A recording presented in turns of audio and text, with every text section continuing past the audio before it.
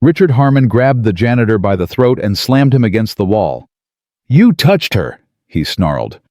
"You put your filthy mouth on Victoria Langford." "I saved her life." Marcus choked out the words. "She wasn't breathing." "That's not what the camera saw." Richard leaned in close, his breath hot and rotten. "And that's not what the world is going to believe."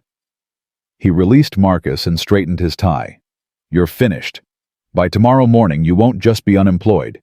You'll be unhireable, unhousable, unforgivable." Marcus slid down the wall, gasping. "I did the right thing." "That's exactly your problem." Comment your city below so I can see how far this story travels. 30 minutes earlier, Marcus Webb was mopping the 42nd floor when he heard the scream. Not a normal scream. This was terror. Pure, raw, animal terror. He dropped the mop and ran. The executive boardroom doors flew open under his hands, and the scene hit him like a punch to the gut. Victoria Langford lay on the floor. Her lips were blue. Her chest wasn't moving. 7 executives stood around her like statues in expensive suits. "Call 911!" a woman shrieked. Nobody moved. "Is this a joke?" a man muttered. "Victoria, get up." Nobody moved. Marcus pushed through them. A hand grabbed his shoulder. "What are you doing? You're the janitor." He shook it off and dropped to his knees beside her, pressed 2 fingers to her neck. Nothing. "She's not breathing," Marcus said. "Call 911, now." "Who the hell are you to give orders?" Marcus tilted her head back, pinched her nose, leaned down. "Oh my God!" someone screamed. "He's kissing her." He sealed his mouth over hers and breathed. Once, twice. Her chest rose with his air. He locked his hands over her sternum and started compressions. "Get him off her. 1, 2, 3. Something cracked across his back. Pain exploded through his spine. "You filthy janitor. 4, 5, 6. Another blow. His shoulder. He felt something pop. "Don't touch her." He kept counting, kept pressing. "Security. Get security. 7, 8, 9. Someone grabbed his collar, yanked him backward. He tore himself free so hard his shirt ripped. 10, 11, 12. Who let this animal in here? 13, 14, 15. His arms burned. His back screamed. Blood ran from a cut above his eye. He leaned down. 2 more breaths. Come on, lady. Don't die on me." Back to compressions. His hands were numb, but he didn't stop. Couldn't stop. "The paramedics are coming. Get him away from her. 28, 29, 30. Victoria's chest jerked. Her body convulsed. And then she sucked in air like a drowning woman breaking the surface. Her eyes flew open. She coughed. She was breathing. Marcus collapsed backward, shaking, bleeding, broken. He'd done it. The executives swarmed her now, all of them suddenly concerned, suddenly involved, pushing Marcus aside like garbage. "Victoria, can you hear me? Get her water. Where are the paramedics?" Marcus sat on the floor, invisible again. Blood dripped from his eyebrow onto the carpet. His hands trembled. His whole body trembled. A paramedic burst through the door, then another. They took over professional and fast. One turned around. "Who started CPR?" "I did," Marcus said. The paramedic looked at him. Really looked at him. "You saved her life, man." Before Marcus could respond, a voice cut through the room like a blade. "What's your name?" "Richard Harmon, CFO. Silver hair, cold eyes, face like a fist." "Marcus Webb, night cleaning crew." "You put your mouth on Miss Langford." "She wasn't breathing. I performed CPR." Richard stepped closer. His voice dropped low, meant only for Marcus. "I saw what you did, and I'm going to make sure everyone else sees something very different." Marcus's blood went cold. "What? You're a janitor. A nobody. Who do you think they're going to believe? Richard smiled. It was the ugliest thing Marcus had ever seen. Go home, Mr. Webb. Enjoy your last night of peace. He turned and walked away, already pulling out his phone. Marcus stood there bleeding confused, watching Richard disappear into the chaos. What the hell just happened? The hallway was empty. Marcus leaned against the wall, trying to catch his breath. His back was on fire. His shoulder throbbed. The cut above his eye had stopped bleeding, but his whole face felt wrong. He'd saved her life. Why did it feel like he'd just made the biggest mistake of his phone buzzed. A text from Delia. Sophie's asking when you're coming home. Everything okay? Marcus stared at the screen. His daughter, 7 years old, waiting for him in their tiny apartment, probably clutching that ragged teddy bear she refused to let go of since Lisa died. On my way, he typed back. Long night. He grabbed his mop bucket and headed for the service elevator. The building felt different now, hostile, like it knew something he didn't. In the lobby, the night security guard looked up from his phone. Damn, Marcus. What happened to you? Woman collapsed in the boardroom. I gave her CPR. Wait, the CEO, Victoria Langford. Yeah. The guard let out a low whistle. You saved the boss's life, man. They're gonna give you a medal or something. Marcus tried to smile. Somehow I doubt that. Outside, the Chicago wind hit him like a wall of ice. He'd missed the last bus. Of course he had. He started walking, 20 blocks, in the freezing cold, with a broken body and a bad feeling that wouldn't go away. By the time he reached his neighborhood, his legs felt like rubber. The streets had changed around him. Glass towers giving way to brick buildings, manicured sidewalks to cracked concrete coffee shops to liquor stores. Home. Delia was waiting at his door, 73 years old, silver hair pulled back, eyes that had seen enough hardship to spot it from a mile away. Lord have mercy. She grabbed his arm. Marcus, what happened to you? I'm fine. Boy, don't you lie to me. You look like you got jumped. Something like that. He leaned against the doorframe. Is Sophie asleep? 2 hours ago. She drew you a picture, taped it to the fridge. Marcus closed his eyes. His daughter, drawing pictures for him while he was getting beaten for saving someone's life. What happened? Delia asked again, softer this time. A woman collapsed at work. Rich woman, CEO of the whole company. She stopped breathing. Nobody did anything. Just stood there in their $1,000 suits watching her die. And you? I did CPR. Saved her life. Delia's eyes narrowed. And they beat you for it. The executives. They thought I was attacking her, I guess. Contaminating her. Contaminating. Delia spat the word like poison. Because you're black. Because you're poor. Because you clean their toilets. All of the above. And now what? They thanked you, gave you a raise. Marcus laughed. It came out bitter and broken. The CFO told me to enjoy my last night of peace. Delia went quiet. Her hand tightened on his arm. That man, she said slowly, he got power. He's got all the power. Then you need to be careful, son. Men like that, they don't make threats. They make promises. Marcus nodded. He was too tired to argue, too tired to think. Get some sleep, Delia said. Whatever's coming, it can wait until morning. But Marcus knew in his gut, in his bones, in the part of him that had learned a long time ago not to trust the world, that whatever was coming couldn't wait. It was already here. Inside the apartment, everything was quiet. Marcus stood in the doorway of Sophie's room watching her sleep. She looked so small in that bed, so fragile. Her teddy bear was tucked under her chin, one arm wrapped around it like she was protecting it from the world. He knelt beside her and brushed a strand of hair from her face. Hey, baby girl, he whispered. Daddy's home.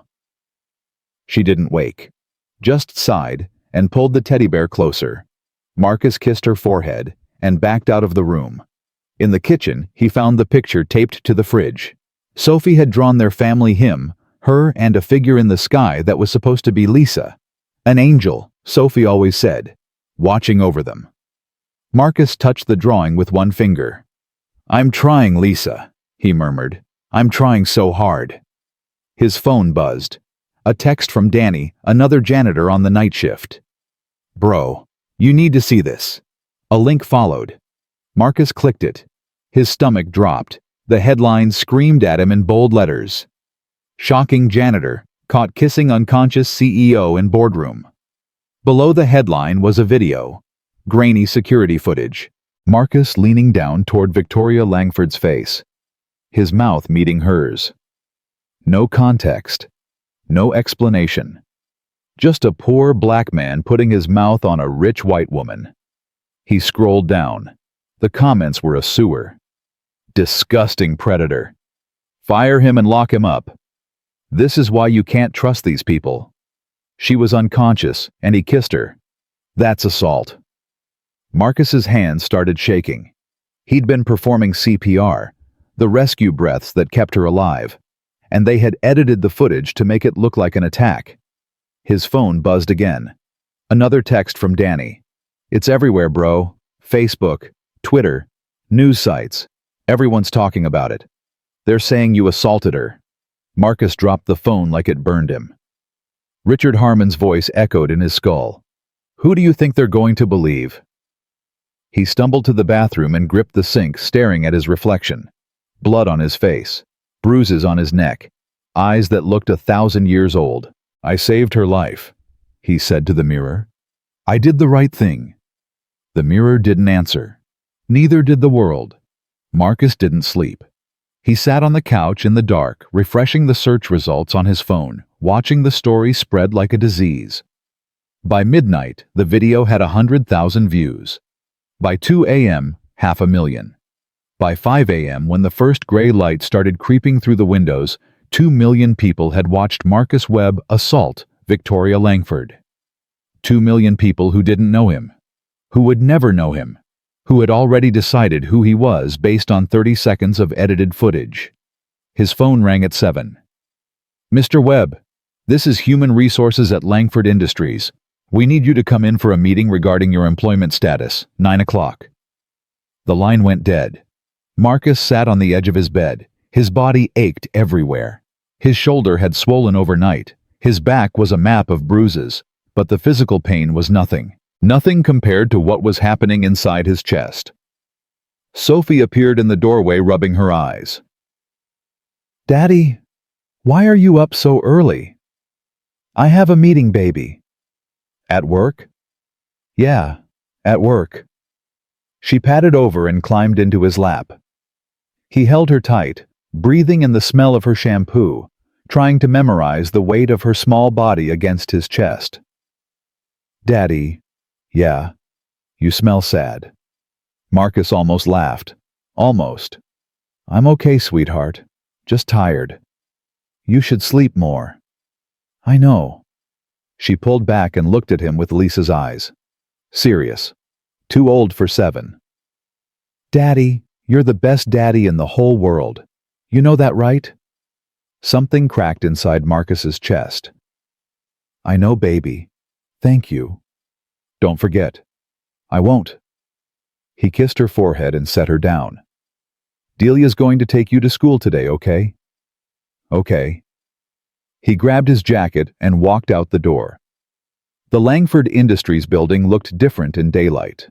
Taller, colder, a monument of glass and steel, reaching toward a sky that didn't care about men like Marcus. He walked through the front door. The security guard stopped him. "Mr. Webb, I have a meeting with HR." The guard's expression was unreadable. "Third floor. They're expecting you." Marcus rode the elevator alone. His reflection stared back at him from every wall. A tired man in a cheap shirt. A walking dead man who didn't know it yet. The HR director was waiting in a conference room with no windows. "Mr. Webb, please sit down." Marcus sat. She opened a folder without looking at him. Following last night's incident, an internal review has been conducted. Based on the available evidence, Langford Industries has determined that your actions constituted inappropriate conduct involving a senior executive. I was performing CPR. She wasn't breathing. That may be your interpretation. It's not an interpretation. It's what happened. There were witnesses. The paramedics. The decision has been made, Mr. Webb. By who? Silence. Marcus leaned forward. Was it Richard Harmon? Did he make this decision? The HR director's face flickered, just for a second, but Marcus saw it. Your employment is terminated effective immediately, she continued. Your final paycheck will be mailed. We will not be pressing charges at this time. Charges? Marcus's voice rose. For what? For saving someone's life. Please collect your belongings from security and exit the building. I want to see Miss Langford. She knows what I did. Miss Langford is recovering at a private facility. She has not been involved in this decision. Then let her be involved. Let her see the real footage. Let her... This meeting is over, Mr. Webb. Marcus stood up slowly. His hands were shaking. His jaw was tight enough to crack. You know this is wrong, he said quietly. Everyone in this building knows this is wrong. The HR director said nothing. Marcus walked out. Past the staring faces. Past the whispered accusations. Past the security guards who escorted him like a criminal. Out into the cold Chicago morning. He stood on the sidewalk looking up at the glass tower. 3 years. 3 years he'd worked in that building. Never late. Never complained. Never caused a moment of trouble. And this was how it ended. A lie. A deliberate, calculated, manufactured lie. Richard Harmon had promised to destroy him, and he'd done it in less than 12 hours. The next 2 weeks were hell. Marcus applied for every job he could find. Cleaning companies, restaurants, delivery services, warehouses, anything. The answer was always the same. We've seen the news, Mr. Webb. We can't take that risk. Maybe try somewhere else. His face was everywhere. The video had mutated, spawning think pieces and hot takes and social media posts that called him everything from a predator to a symptom of a broken society. His name was poison. The landlord came on a Thursday. Marcus, I like you. I do. But I got other tenants complaining. They seen the news. They don't want their kids in the same building as... As what? The landlord couldn't meet his eyes. You got 3 weeks. I'm sorry. 3 weeks. 3 weeks to find money he didn't have for a home he was about to lose while raising a daughter who had started coming home from school in tears. The other kids are saying mean things, Daddy. What kind of things? They say you hurt a lady. They say you're a bad man. Marcus held her and tried not to fall apart. I didn't hurt anyone, baby. Sometimes people believe things that aren't true. But why? Why would they lie? I don't know, sweetheart. I don't know. That night after Sophie was asleep, Marcus sat in the dark kitchen. He hadn't eaten in 2 days. His body was shutting down. He could feel it happening, the weakness, the fog, the slow surrender of a system that had nothing left to fight with. Delia found him the next morning. He was on the floor, burning with fever, too weak to stand. Marcus! She grabbed his face. Marcus, can you hear me? He tried to speak, couldn't. Hold on, baby, hold on. She called 911. As the sirens grew closer, Marcus forced his eyes open. Delia was crying. He'd never seen her cry before. Don't let them win, he whispered. Promise me. Don't let them win. I promise. Tell Sophie. Tell her I tried. You're going to tell her yourself. You hear me? You're going to... The paramedics burst through the door, and Marcus's world went black. Somewhere across the city in a private hospital suite with windows overlooking Lake Michigan. Victoria Langford woke up screaming. The nightmare again, the darkness, the suffocation, the voice pulling her back. Come on, breathe, come back. She sat up drenched in sweat, heart pounding. 4 nights in a row now. The same dream, the same voice. Who was he? The doctors had told her someone performed CPR. Someone kept her heart beating until the paramedics arrived. Someone saved her life. But every time she asked who, she got the same answer. It's been handled, Miss Langford. The situation has been addressed. You don't need to worry about it. Victoria Langford had built a billion-dollar empire by asking questions nobody wanted to answer. And right now, there was one question that wouldn't let her sleep. She picked up her phone and dialed. Marcus, security. I want the full, unedited footage from the boardroom, the morning I collapsed. Ma'am, HR has already... I didn't ask what HR did. I want that footage in my inbox within the hour. Yes, ma'am. She hung up and stared out the window at the Chicago skyline. Somewhere out there, a man had saved her life, and she had a terrible feeling that her company had destroyed him for it. The footage arrived in Victoria's inbox at 3:47 a.m. She sat up in the hospital bed, laptop balanced on her knees, and clicked play. The first thing she saw was herself, standing at the head of the conference table, confident, commanding, mid-sentence about quarterly projections. Then her hand flew to her chest. Her mouth opened, but no words came out, and she watched herself collapse like a puppet with cut strings. Victoria's breath caught. She'd never seen it before, never seen the moment her own body betrayed her. It was like watching a stranger die. The executives around her scattered like roaches when the lights come on.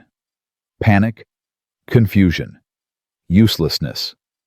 Not a single one of them moved toward her. And then the door burst open. A man in a gray janitor's uniform sprinted into the room. He dropped to his knees beside her, checked her pulse, tilted her head back. Victoria leaned closer to the screen. She watched him breathe into her mouth. Once, twice. She watched him lock his hands over her chest and start compressions. And then she watched them attack him. Someone swung something at his back. He flinched but didn't stop. Another blow to his shoulder. He kept counting. Someone grabbed his collar and yanked him backward. He tore himself free and went right back to her chest. Blood ran from a cut above his eye. He kept going. Victoria's hand covered her mouth. She watched Richard Harmon approach, watched him lean down and say something to the janitor. The audio was muffled, but she could read the body language. The threat. The promise of destruction. She watched the janitor, Marcus. She reminded herself his name was Marcus. Stand up slowly, bleeding broken, and walk out of the room without a single person thanking him. She watched Richard pull out his phone the moment Marcus was gone. Victoria closed the laptop. Her hands were shaking. For a long moment, she just sat there in the dark, listening to the beep of her heart monitor, trying to process what she'd just seen. A man had saved her life, and her company had crucified him for it. She picked up her phone and dialed. Fiona, I need you at the hospital, now. Ma'am, it's 4 a.m. I don't care what time it is. Get here. And bring everything you can find on an employee named Marcus Webb, night cleaning crew, former employee. They fired him. Fiona, they fired the man who saved my life, and I want to know exactly who made that decision and why. Silence on the other end. I'll be there in 30 minutes, Fiona said. Victoria hung up and stared at the ceiling. The nightmare made sense now. The voice pulling her back from the darkness. The hands pressing on her chest. The desperate counting that had kept her heart beating when it wanted to stop. That was Marcus. And she had let them destroy him without even knowing his name. Fiona arrived at 4:32 a.m. with a folder thick enough to choke on. She was Victoria's assistant, had been for 8 years, and she knew better than to ask questions when her boss had that look in her eyes. The look that said someone was about to pay for something. Tell me everything, Victoria said. Fiona opened the folder. Marcus James Webb, age 34, widower, single father to a 7-year-old daughter named Sophie. high school diploma, 1 year of community college nursing program, dropped out due to financial hardship. Employed by Langford Industries for 3 years. Night cleaning crew. Perfect attendance. No disciplinary issues. No complaints. And they fired him. Terminated for inappropriate conduct involving a senior executive. The decision was processed through HR, but the order came from Richard Harmon. Fiona nodded. The CFO signed off on it personally, within 6 hours of the incident. Victoria's jaw tightened. What else? The security footage was leaked to media outlets that same night, edited to remove context. By morning, it had gone viral. 2 million views in the first 24 hours. Who leaked it? I'm still tracking that down, but the IP address traces back to a device registered to Langford Industries. Executive floor. Victoria closed her eyes. Richard. It had to be Richard. He'd always been ambitious, always hungry for more power, more control. She'd promoted him to CFO 3 years ago because he got results, and she'd ignored the whispers about his methods because the numbers looked good. But this was something else entirely. There's more, Fiona said quietly. Tell me. Mr. Webb has been unable to find employment since the termination. His landlord issued an eviction notice last week. He's been selling personal belongings to keep up with bills. Fiona paused. And as of this morning, he was admitted to Chicago General Hospital. Severe exhaustion, malnutrition, dehydration. His immune system crashed. Victoria's stomach dropped. He's in the hospital. Yes, ma'am. His neighbor called 911. He collapsed in his apartment. Victoria threw off the blankets and swung her legs over the side of the bed. Ma'am, you're not supposed to. Get me discharged. Now. The doctors said, I don't care what the doctors said. Victoria stood up, gripping the bed rail for balance. A man saved my life and my company destroyed him. I'm not going to sit in this bed while he's dying in another hospital across town. Fiona hesitated for only a moment. Then she nodded. I'll get your clothes. Chicago General was nothing like the private medical suite Victoria had just left. The hallways were crowded. The lights were harsh. The smell of antiseptic mixed with something older, sadder, the smell of people who couldn't afford to be sick. Victoria walked through the emergency department in jeans and a sweater, her hair pulled back, no makeup. She looked like any other worried visitor. Nobody recognized her. That was intentional. Marcus Webb, she told the nurse at the station. He was admitted this morning. The nurse checked her computer. Are you family? I'm his employer. Only family members. I'm also the reason he's here. Victoria's voice was steady, but her eyes were not. Please, I need to see him. Something in her face must have convinced the nurse because she sighed and pointed down the hall. Room 412. But he's not conscious. His daughter is with him. Victoria's chest tightened. His daughter. 7 years old, Fiona had said. Named Sophie. She walked down the hallway, each step heavier than the last. Room 408, 410, 412. The door was open. Victoria stopped in the doorway and looked inside. Marcus lay on the bed, eyes closed, face gaunt.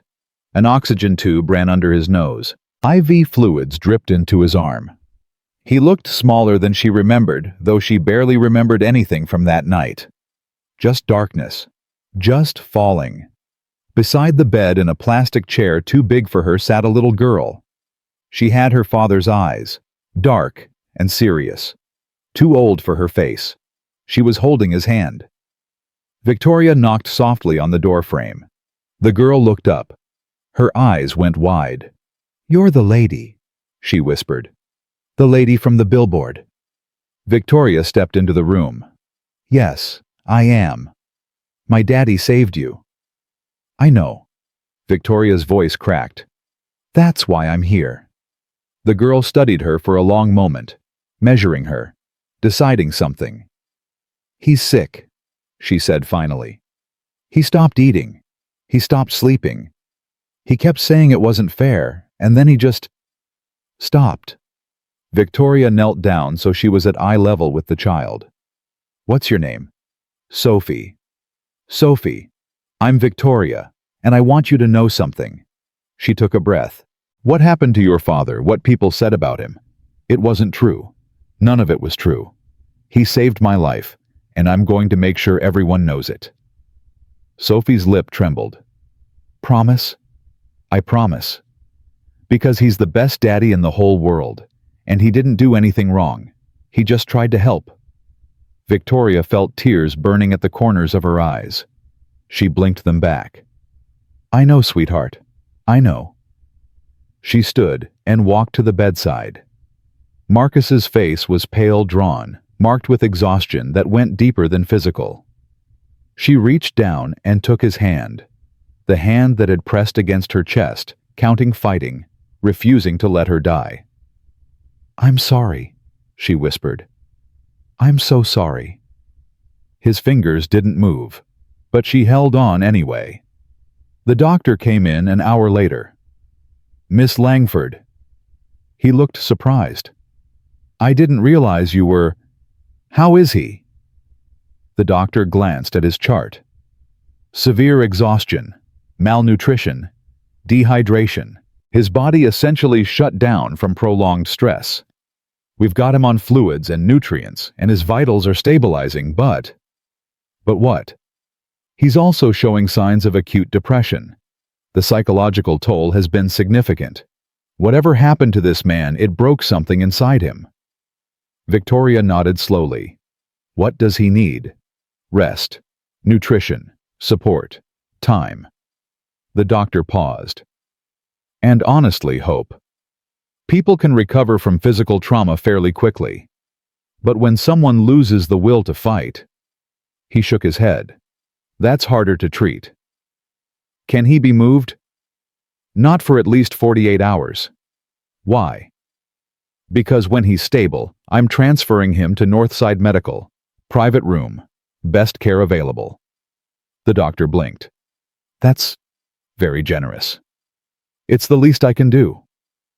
After the doctor left, Victoria pulled out her phone and started making calls. First to Fiona.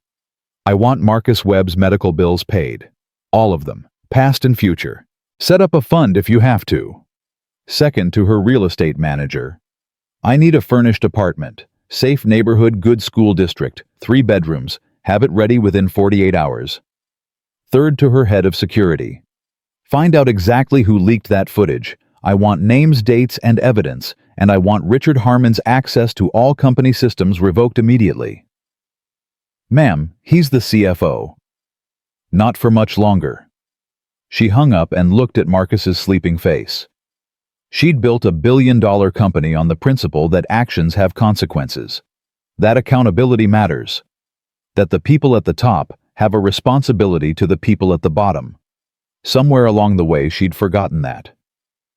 Richard Harmon had used her company, her name, to destroy an innocent man, and she'd been so focused on recovery, so insulated by her own power, that she hadn't even noticed. That ended now. Marcus woke up slowly, like swimming through mud.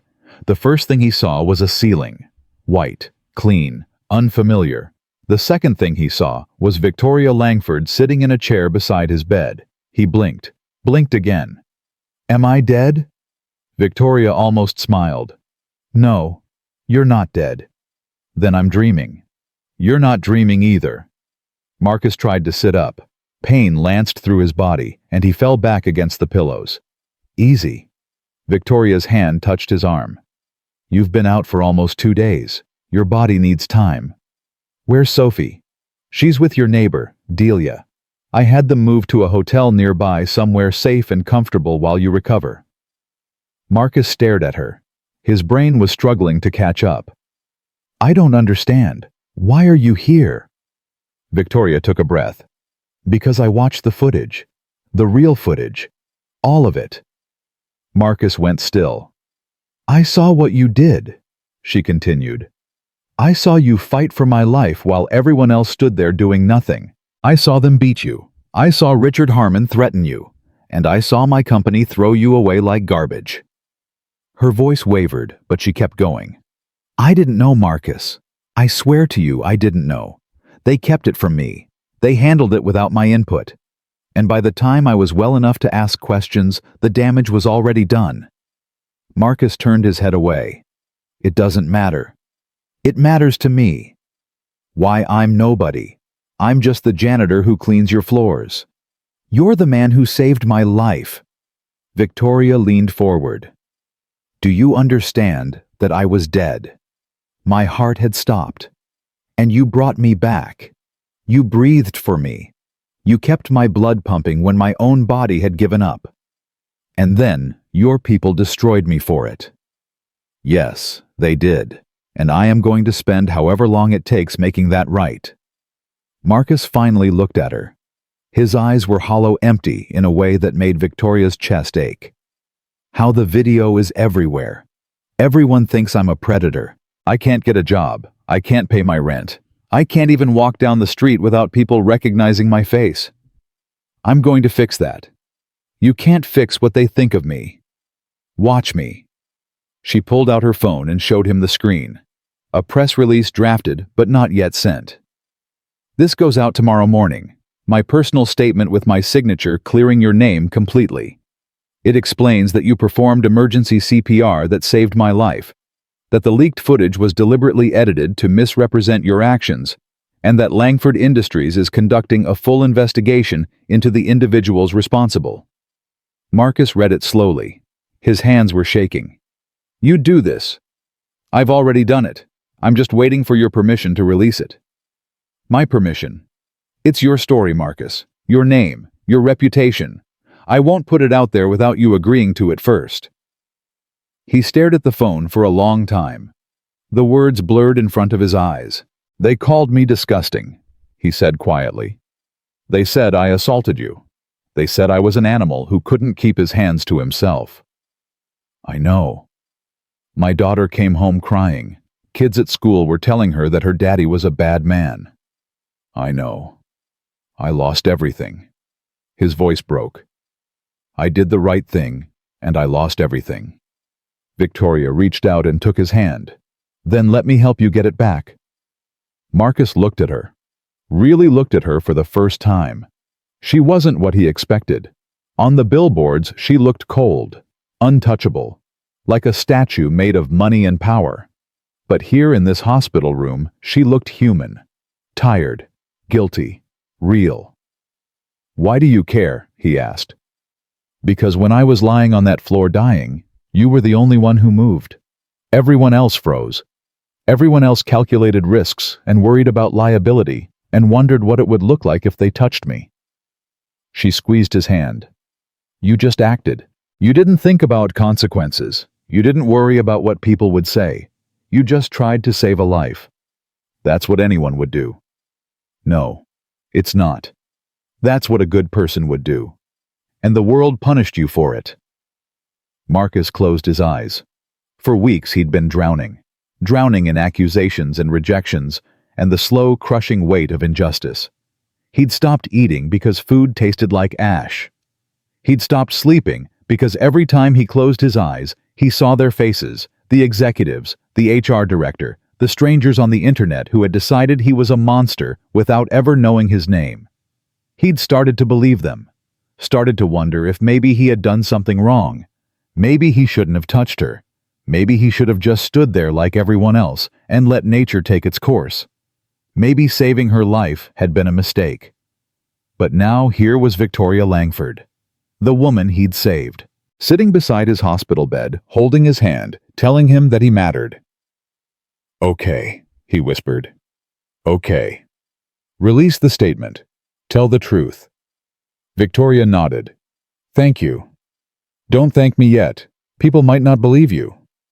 "They'll believe me, and if they don't, I'll make them believe." She stood up, but didn't let go of his hand. "There's something else," she said. "When you're well enough to leave the hospital, I want to offer you a job." Marcus laughed a hollow, broken sound. "Doing what, mopping floors?" "No, I want you to help me build something new. A department focused on employee welfare. making sure that what happened to you never happens to anyone else in my company. I don't have any qualifications for that. You have the only qualification that matters. You know what it feels like to be invisible, to be ignored, to be thrown away by a system that's supposed to protect you. Marcus shook his head. I don't know anything about running a department. Then learn. I'll give you the resources, the support, whatever you need. But the vision has to come from you, from someone who's lived it. Why me? Because you're the only person I trust to do it right. Marcus stared at her. The words hung in the air between them, heavy with meaning. I need time to think, he said finally. Take all the time you need. The offer stands. She let go of his hand and walked toward the door. Then she stopped and looked back. Marcus. Yeah. You saved my life. And I don't just mean the CPR. She paused. You reminded me what kind of person I want to be. What kind of company I want to run. I'd forgotten that somewhere along the way. So thank you. She left before he could respond. Marcus lay in the hospital bed, staring at the ceiling, trying to process everything that had just happened. 2 days ago, he'd been dying on his kitchen floor. Now the most powerful woman in Chicago was offering him a chance to rebuild his life. He thought about Sophie, about Delia, about all the nights he'd spent wondering how he was going to keep the lights on, keep food on the table, keep his daughter believing that her father was a good man. He thought about Lisa. What would she say if she could see him now? Keep fighting, Marcus. That's what she'd say. She always said that. Even at the end, when the cancer had taken everything else, she'd gripped his hand and told him to keep fighting. For Sophie. For himself. For the life they'd dreamed of building together. Marcus closed his eyes and let the tears fall. For the first time in weeks, they weren't tears of despair. They were tears of something else. Something that felt almost like hope. Across town in the executive suite of Langford Industries, Richard Harmon was having a very bad day. It started when his access badge stopped working. There must be some mistake, he told the security guard at the front desk. I'm the CFO. I'm sorry, sir. The system shows your credentials have been revoked. Revoked by who? The guard's face was carefully blank. I'm not authorized to say. Richard's phone buzzed. A text from his assistant. Victoria is back. She's asking for you. Conference room 1. Now. He read it 3 times. Victoria was supposed to be in the hospital for another week. She wasn't supposed to be anywhere near the office. She wasn't supposed to be asking questions. Something had gone very, very wrong. Richard straightened his tie and walked toward the elevator. The security guard had to badge him through a humiliation he filed away for later. The conference room was empty when he arrived. Just Victoria sitting at the head of the table, her laptop open in front of her. Richard, close the door. He did. Sit down. He sat. Victoria looked at him for a long moment. Her face was unreadable. I watched the footage, she said. Richard's stomach dropped, but he kept his expression neutral. The footage of your collapse that must have been difficult to see. The full footage, Richard, unedited. Silence. I saw what Marcus Webb did. I saw him save my life while everyone else stood there frozen. I saw him take blows to the back and shoulder while he was performing CPR. She paused. And I saw you threaten him. I was protecting you. You were protecting yourself. Richard leaned forward. Victoria, you have to understand. The optics of the situation. The optics. Her voice went cold. A man saved my life and you destroyed him because of optics. He's a janitor. He put his mouth on you. People were going to talk. People were going to talk about how he performed emergency CPR that kept me alive. That's not how it would have played in the media. You're right, because you made sure of that, didn't you? Victoria turned the laptop around. The leaked footage, the edited video, the anonymous tips to gossip sites. It all traces back to a device registered on this floor, your floor. Richard's face went pale. I don't know what you're talking about. Don't lie to me. Victoria. I said don't lie to me. Her voice cracked like a whip. Richard flinched. You used my company to destroy an innocent man. You manufactured a scandal to protect yourself from questions about why no one in that room did anything to help me. You turned a hero into a villain because you were afraid of what it would look like if people found out that a janitor had more courage than 7 executives in $1,000 suits. Richard's mask finally cracked. I did what I had to do. You did what was easiest, and you didn't care who got hurt. He's nobody, Victoria. He cleans floors. In 6 months, everyone will have forgotten his name. Victoria stood up slowly. You're fired. Richard blinked. What? Effective immediately. Your access has been revoked.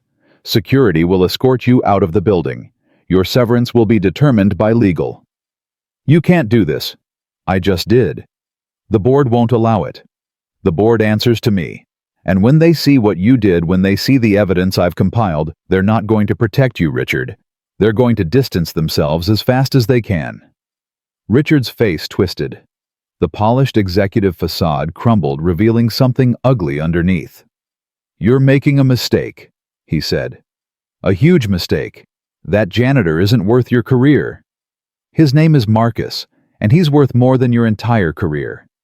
She pressed a button on the conference phone. Security. Please escort Mr. Harmon out of the building. The door opened. 2 guards stepped in. Richard stood slowly, his hands shaking with rage. This isn't over, he said. Yes, it is. He walked out between the guards, and the door closed behind him. Victoria sat back down. Her hands were trembling. Her heart was pounding. She'd just fired her CFO, a man who had been with the company for 12 years, who knew every secret, every weakness, every vulnerability. He would retaliate. She knew that. He would try to burn everything down on his way out. But she didn't care. For the first time in years, she felt like she was doing something right. She picked up her phone and called Fiona. Release the statement. Yes, ma'am. Victoria hung up and looked out the window at the Chicago skyline. Somewhere out there in a hospital room across town, a man was waking up to a second chance, and she was going to make sure he got it. The statement hit the internet at 6:00 a.m. By 6:15 it was trending. By 7:00, every major news outlet in Chicago had picked it up. By noon, the story had gone national. Victoria Langford's words cut through the noise like a blade. On the night of November 14th, I suffered sudden cardiac arrest during a board meeting. I was clinically dead. My heart had stopped. I was not breathing. And while 7 executives stood frozen, a man named Marcus Webb, a member of our night cleaning crew, performed CPR that saved my life.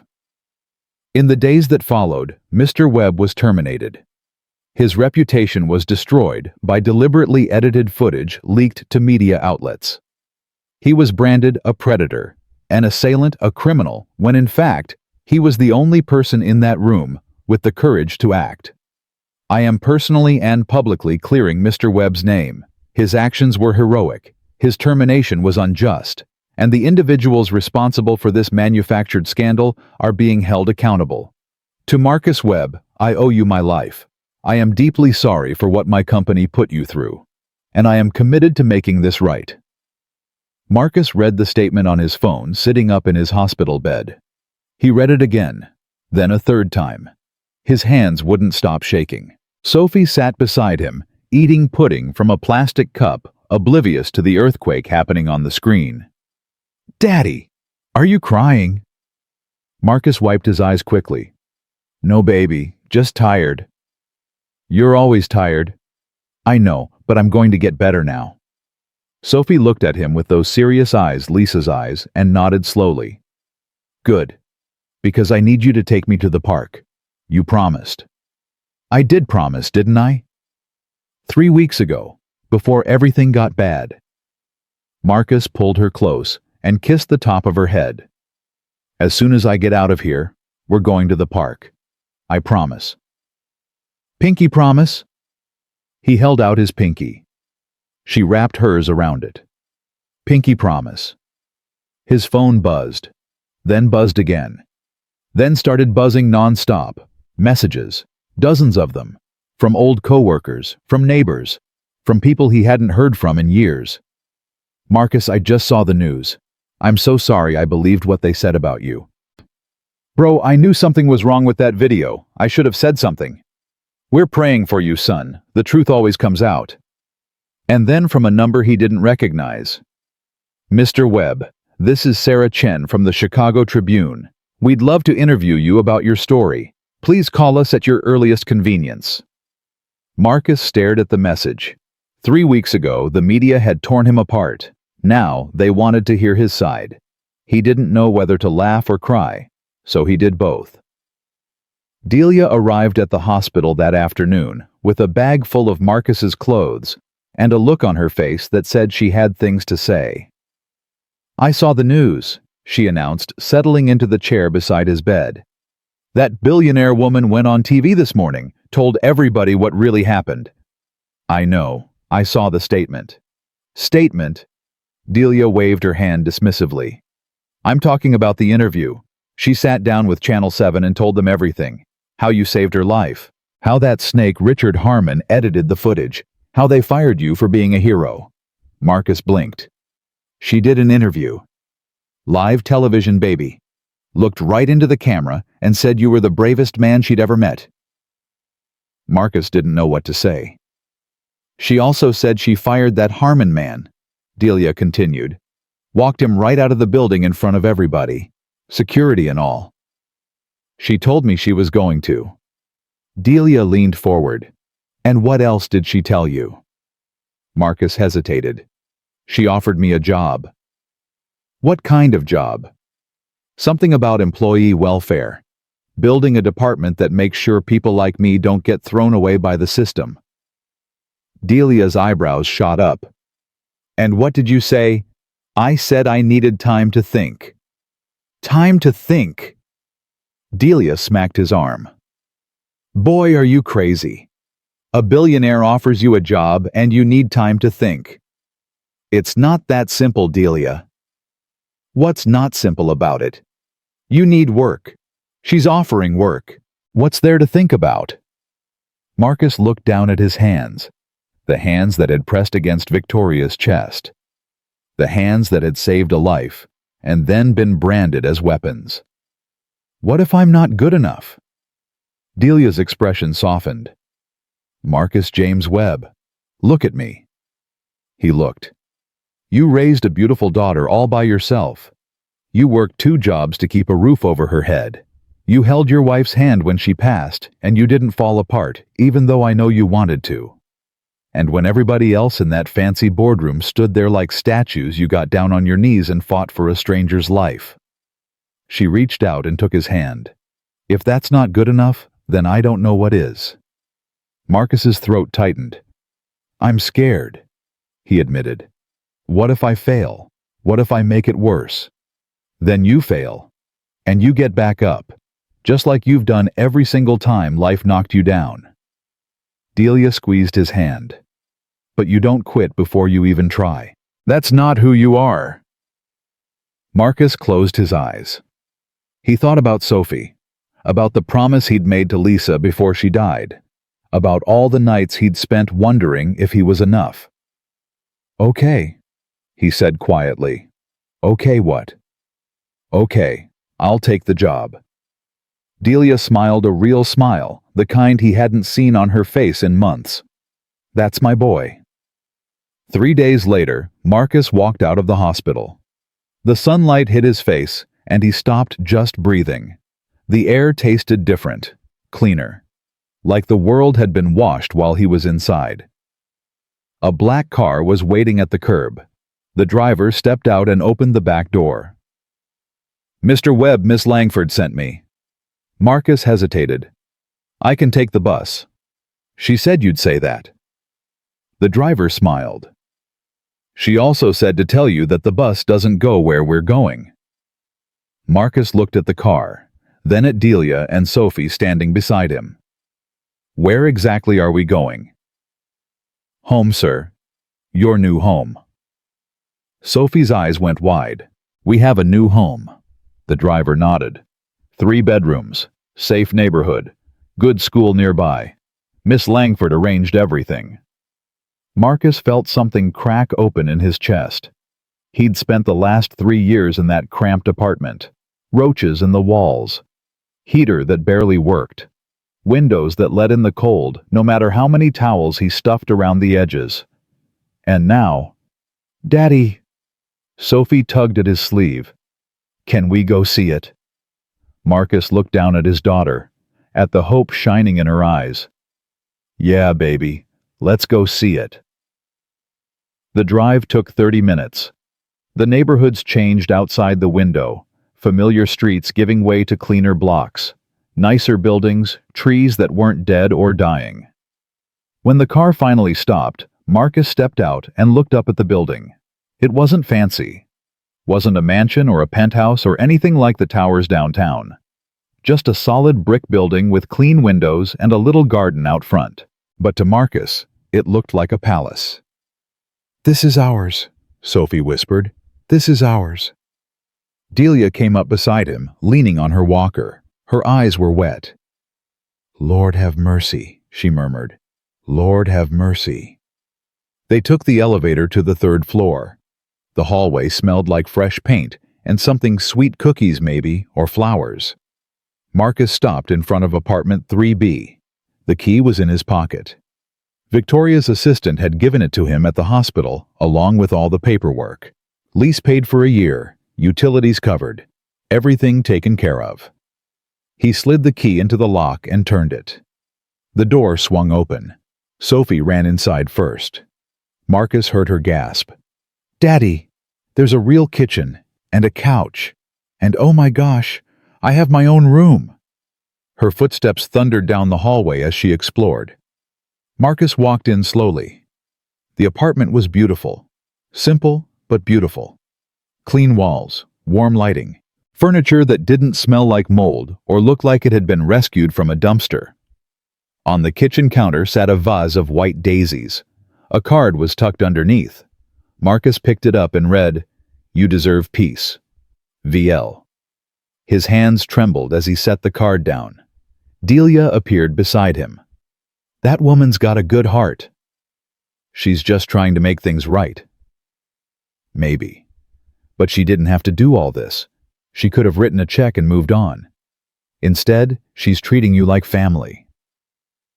Marcus didn't respond. He just stood there looking around at the apartment that was somehow his now. 3 weeks ago, he'd been dying on his kitchen floor. Now he was standing in a new home with his daughter laughing down the hallway and his neighbor crying tears of joy beside him. It didn't feel real. But it was. That night, after Sophie was asleep in her new bed with the purple sheets she'd picked out, Marcus sat on the couch and called Victoria. She answered on the 2nd ring. "Marcus, how's the apartment?" "It's..." He searched for the right word. "It's too much.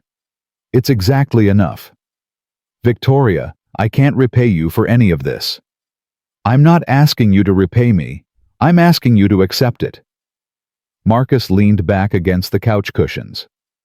"Why are you doing all this?" "I already told you. You told me you wanted to make things right. But this isn't just making things right. This is... I don't even know what this is." Victoria was quiet for a moment. "When I was lying on that floor," she said finally, "I had a moment of clarity, the kind you only get when you're dying. And in that moment, I saw my whole life laid out in front of me, the company, the money, the power. And you know what I realized?" "What?" "None of it mattered, not a single bit of it. I'd spent 30 years building an empire, and in my last moment of consciousness, I couldn't think of a single thing I'd done that actually meant something." Marcus heard her take a breath. "And then you were there. A stranger, a janitor. Someone I'd never even noticed in 3 years of walking past you in the hallways. And you didn't hesitate. You didn't calculate the risks or worry about what people would think. You just saved me. Anyone would have done the same thing. No, they wouldn't. I was in a room full of highly educated, highly successful people, and not one of them moved. But you did. Because you're different, Marcus. Because you're good in a way that most people aren't. Marcus felt his eyes burning. I'm not good, he said quietly. I'm just ordinary. There's nothing ordinary about you, and I'm going to spend however long it takes proving that to you. Marcus closed his eyes. The job you offered me, he said. I want to take it. Are you sure? No, but I'm going to do it anyway. Good. Come to the office tomorrow. We'll talk about what comes next. Victoria. Yes. Thank you for everything. Don't thank me yet. The hard part is just beginning. She hung up. Marcus sat in the dark listening to the quiet sounds of the apartment. Sophie's soft breathing from down the hall. The hum of the refrigerator. The distant murmur of traffic outside. For the first time in weeks, he felt something other than fear. He felt ready. The next morning, Marcus put on the only suit he owned, the one he'd worn to Lisa's funeral, and took the bus downtown. The Langford Industries building looked different in daylight. Or maybe he looked different. He wasn't sure. The security guard at the front desk smiled when he saw him. Mr. Webb, welcome back. Thanks, Mike. Miss Langford's expecting you. Executive floor. She said to go right up. Marcus rode the elevator alone. His reflection stared back at him from the mirrored walls, a tired man in a cheap suit heading toward something he didn't fully understand. But this time, he wasn't afraid. Victoria was waiting in her office. She stood when he entered and gestured to a chair across from her desk. How do you feel? Nervous. Good. That means you're taking it seriously. She slid a folder across the desk. Marcus opened it and found a job description, a proposed salary, and a list of responsibilities that made his head spin. Director of Employee Welfare Initiative, he read aloud. That sounds important. It is important. You'll be responsible for building a department from the ground up, developing policies that protect workers from the kind of treatment you experienced, creating systems that catch problems before they become crises. I don't have any experience with this kind of thing. You have the only experience that matters. You know what it feels like to be invisible, to be ignored, to be thrown away by a system that's supposed to protect you. That doesn't make me qualified. It makes you essential. Victoria leaned forward. Marcus, I can hire 100 consultants with MBAs and decades of experience, but none of them would understand. Truly understand what it's like to be on the bottom looking up. You do. That's why I need you. Marcus stared at the folder in his hands. What if I fail? Then we figure out what went wrong and try again. That's how progress works. And if people don't respect me, if they see me as just the janitor who got promoted because he saved the boss's life? Victoria's expression hardened. Then I'll make it very clear that disrespecting you is the same as disrespecting me, and nobody in this company wants that. Marcus looked up at her. You're serious about this?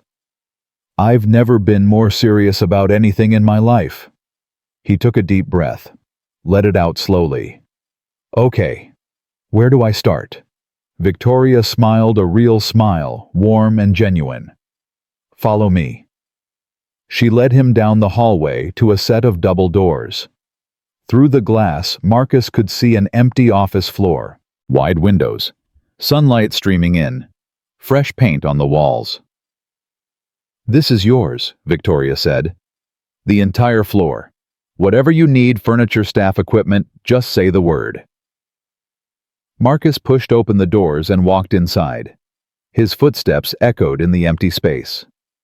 It's big, he said. You'll fill it. He walked to the window and looked out at the Chicago skyline. The city stretched out below him, alive with movement and noise and possibility. 3 weeks ago, he'd been cleaning the floors of this building. Now he was standing in an office that belonged to him. I don't know where to start, he admitted. Start with what you know. What's the first thing you would have wanted when you were working night shifts? The first thing that would have made your life easier? Marcus thought about it. Respect, he said finally. I would have wanted someone to treat me like a human being instead of a piece of furniture. Then that's where we start. Build a culture of respect. Everything else follows from that. Marcus nodded slowly. I have one condition, he said. Name it. The people who work for me, the ones I hire, the ones I train, they have to be like me. People who've been at the bottom. People who know what it feels like. No consultants in expensive suits telling workers how to feel. Real people who understand. Victoria's smile widened. I wouldn't have it any other way. She held out her hand. Marcus shook it. Welcome to Langford Industries, Director Webb. Thank you, Miss Langford. Victoria. Call me Victoria. Thank you, Victoria. She let go of his hand and headed for the door. One more thing, she said, pausing at the threshold.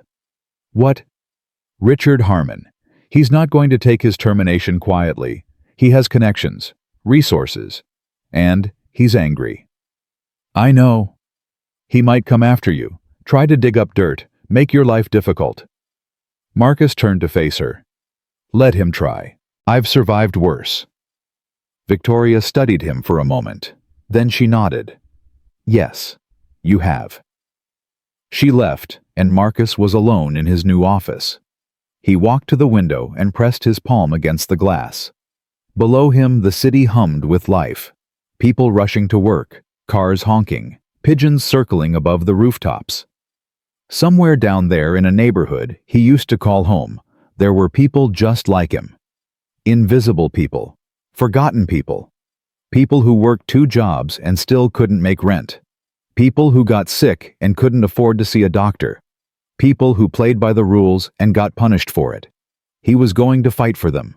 He didn't know how yet. Didn't know what policies to write or what systems to build or what battles he'd have to win. But he knew why. Because someone had to. Because nobody else would. Because he'd spent his whole life being invisible, and now he had a chance to make sure others didn't suffer the same fate. Marcus pulled out his phone and called Delia. How's Sophie? Playing with her new toys. She's fine. How are you? I'm good. Delia, I'm really good. You took the job. I took the job. Well, praise the Lord. He could hear her smiling through the phone. Lisa would be proud of you, Marcus. Real proud. Marcus closed his eyes. I hope so. I know so. Now stop crying and get to work. You've got a world to change. Yes, ma'am. He hung up and turned back to the empty office. His office. His chance. His fight. The sun was setting over Chicago, painting the sky in shades of orange and gold. Marcus watched the light fade and felt something settle inside him. He wasn't the same man who had walked into that boardroom 3 weeks ago. That man had been invisible, powerless, afraid. This man was different. This man had survived. This man was ready. Richard Harmon sat in his penthouse apartment drinking scotch and staring at the television. Every channel was talking about Marcus Webb, the hero janitor, the man who saved Victoria Langford's life, the victim of a corporate conspiracy. And every channel was talking about Richard Harmon, the villain, the monster, the man who tried to destroy an innocent worker to protect his own reputation. His phone had been ringing all day. Reporters, former colleagues, people who had once called him friend, suddenly unable to remember his number. He'd lost everything. His job, his reputation, his power. Because of a janitor. Richard set down his glass and pulled out his phone. He scrolled through his contacts until he found the name he was looking for. Jenkins, private investigator. The kind of man who didn't ask questions and didn't leave traces. He typed a message. I need everything you can find on Marcus Webb.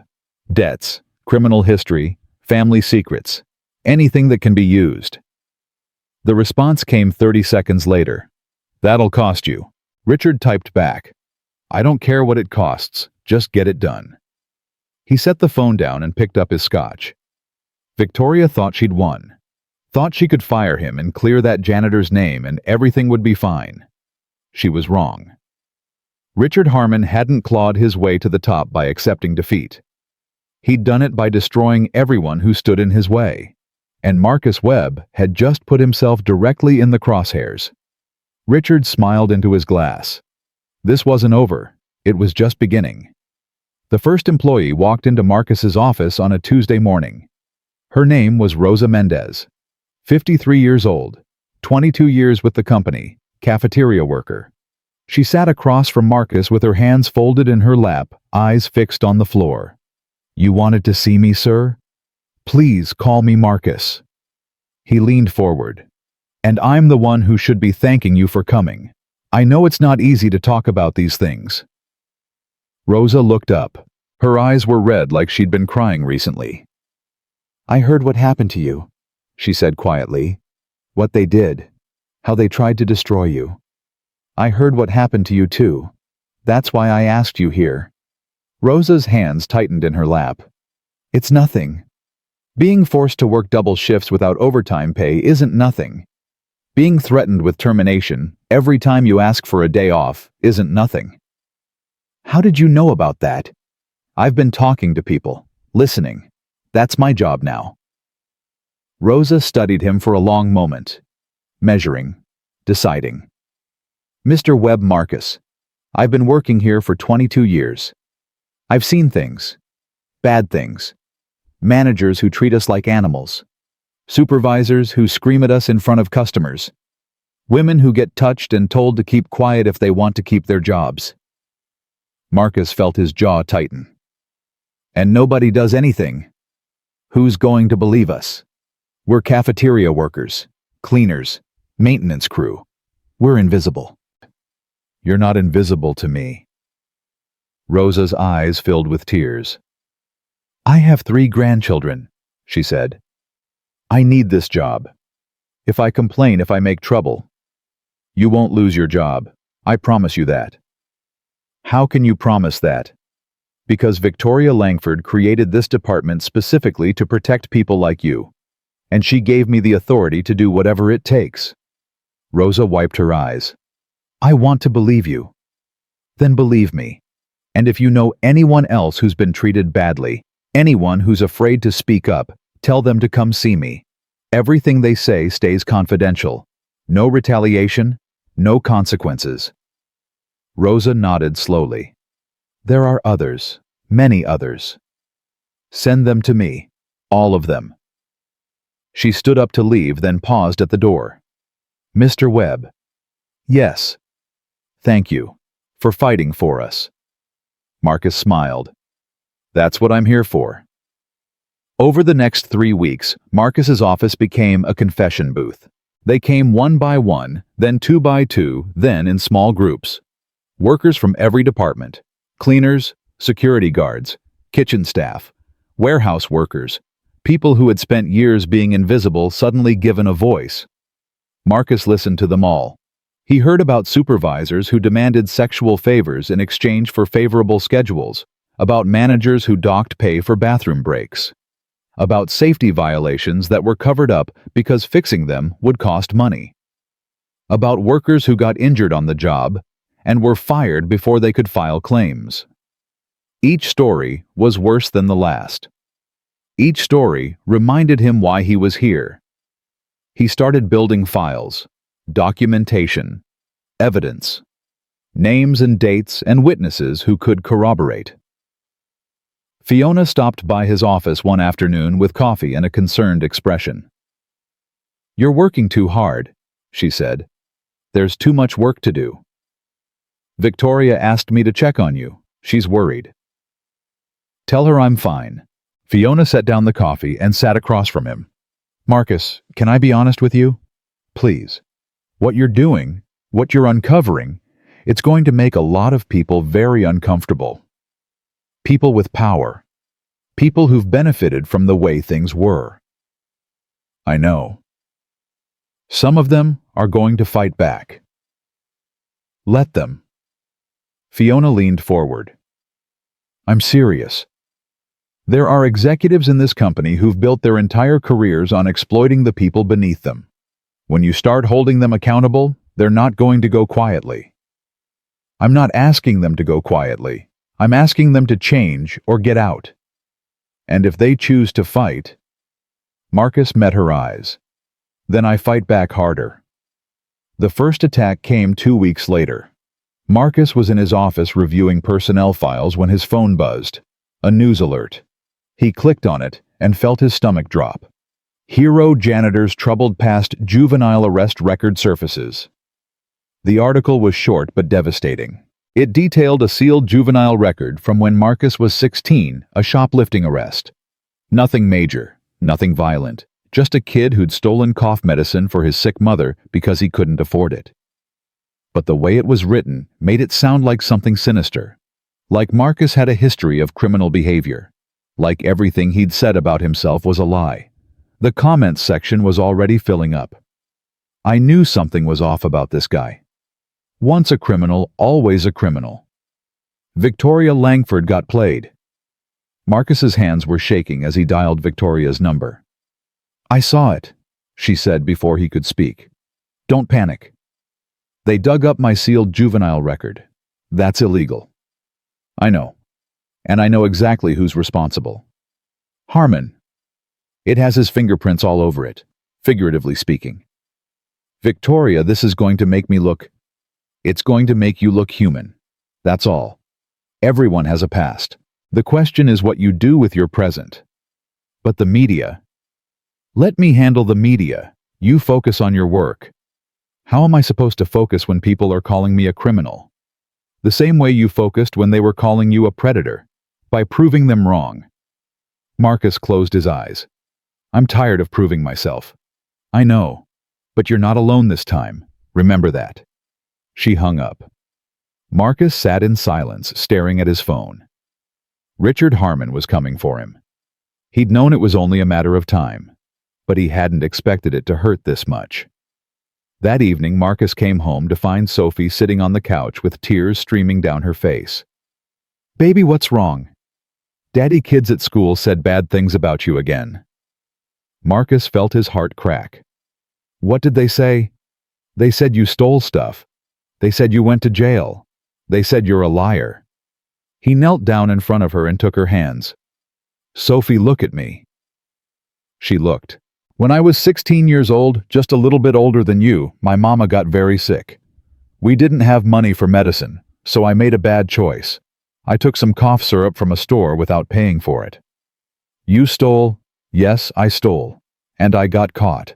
And I had to face the consequences." Sophie's lip trembled. "Are you a bad person?" "I did a bad thing. That doesn't make me a bad person. Good people sometimes make bad choices, especially when they're scared or desperate. What matters is what you learn from those choices." "What did you learn?" "I learned that there are better ways to solve problems, that stealing hurts people even if you don't mean it to. And I learned that the only way to move forward is to be honest about your past." Sophie wiped her eyes. "So you're not a liar." "I've never lied to you, baby, not once, and I never will." She threw her arms around his neck and held on tight. "I love you, Daddy. I love you too, sweetheart, more than anything in the world." Delia appeared in the doorway, her face hard with anger. "I saw the news," she said. "That Harmon man is behind this, isn't he?" "Almost certainly." "Can't someone stop him?" "Victoria's working on it." "Well, she better work faster, because if he comes near this child again with his lies and his garbage, I swear to God I'll—" "Delia." "I mean it, Marcus. There are lines you don't cross. Children are one of them." Marcus stood up, keeping Sophie close. "I know, and I'm going to make sure he pays for this. All of it." "How?" "By doing exactly what I've been doing. By building something he can't tear down. By being better than he is." Delia shook her head. "Sometimes being better isn't enough. Sometimes you have to fight fire with fire. And sometimes," Marcus said quietly, "the best revenge is success." The next morning, Victoria called an emergency press conference. Marcus watched from his office as she stepped up to the podium, cameras flashing microphones thrust toward her face. "I'm going to keep this brief," she said. Recent reports have surfaced about Marcus Webb's juvenile record. I want to address them directly." The room went silent. When Marcus was 16 years old, he shoplifted cough medicine for his sick mother. He was arrested. He faced the consequences. And he spent the next 18 years building a life of integrity and service. She paused, letting the words sink in. That sealed juvenile record was obtained illegally and leaked to the press as part of a deliberate smear campaign orchestrated by former CFO Richard Harmon. We have evidence of this, and we are pursuing legal action. Murmurs rippled through the crowd. But I want to say something else. Something more important. Victoria looked directly into the cameras. We live in a society that loves to judge people by their worst moments. We dig up their pasts and use it to define their futures.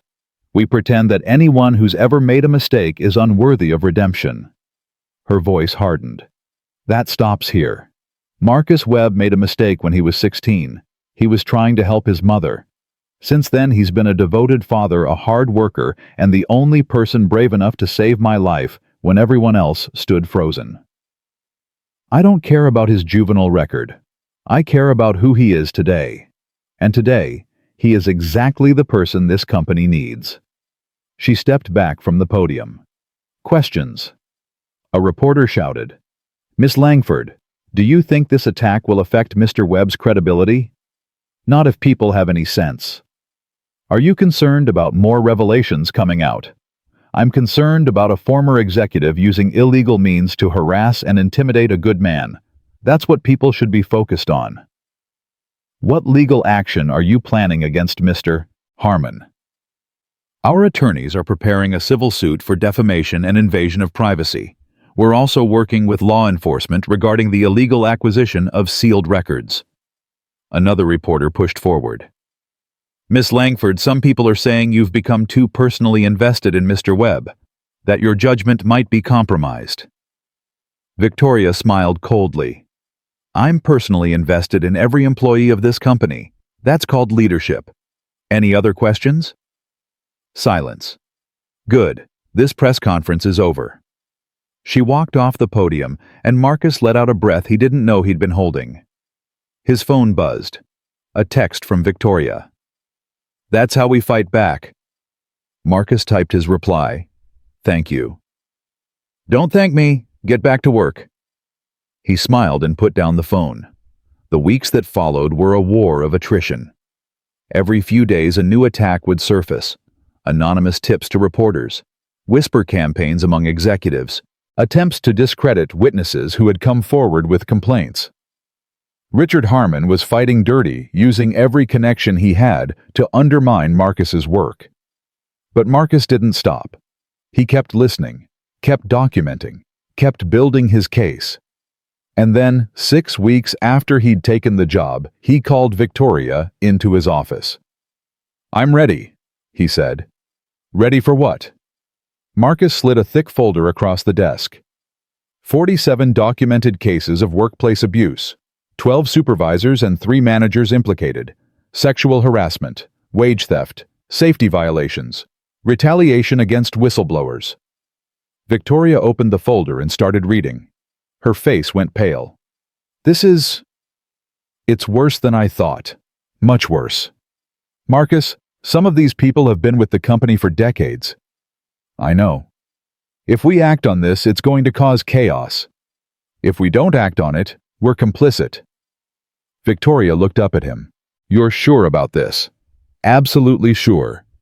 Every case is documented. Every witness is credible. I've verified everything personally. She closed the folder and sat back in her chair.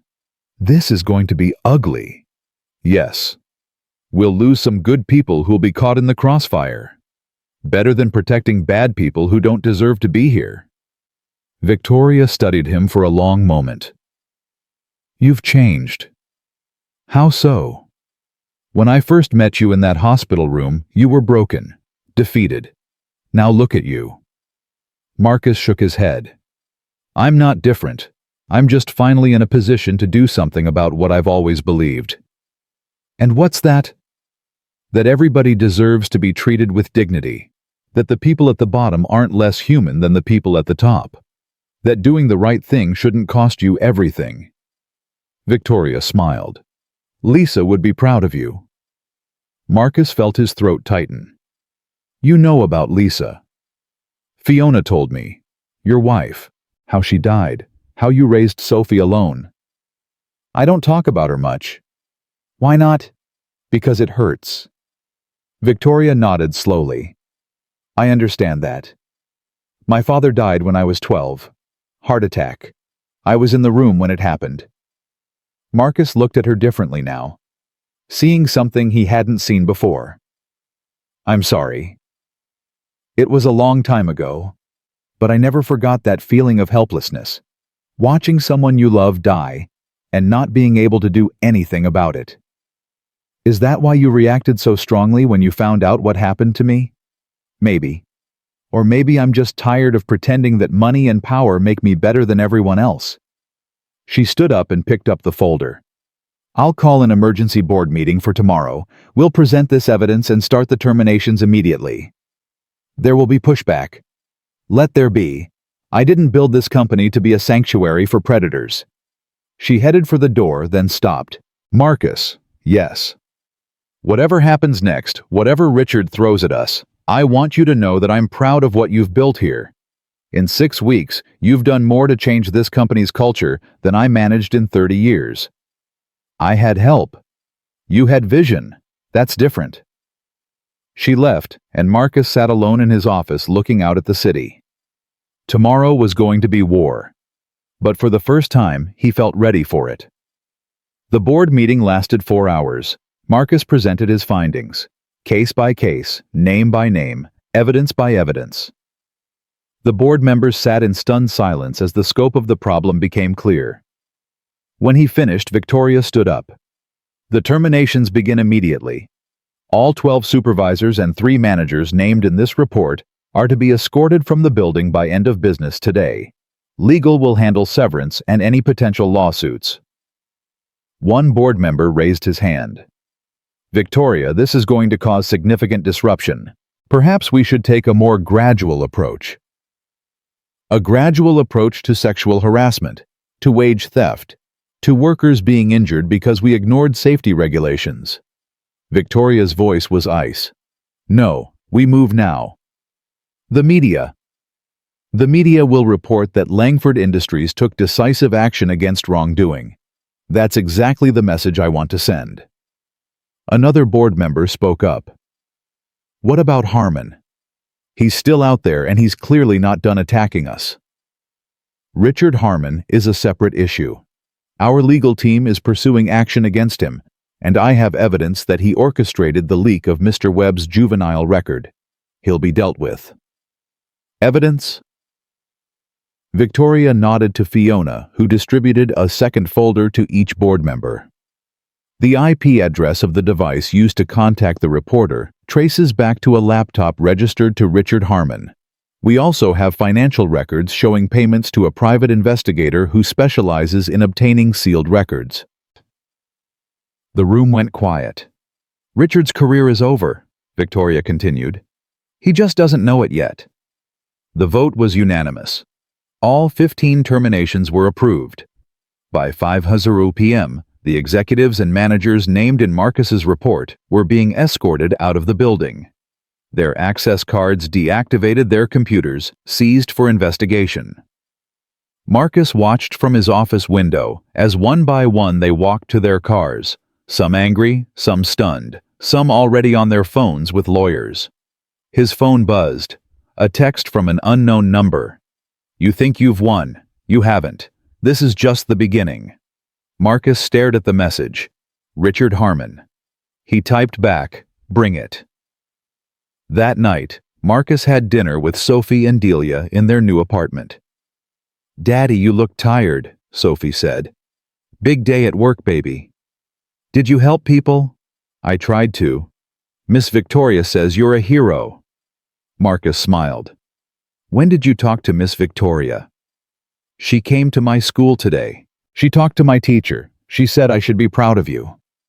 Marcus felt something warm spread through his chest. Did she Uh-huh.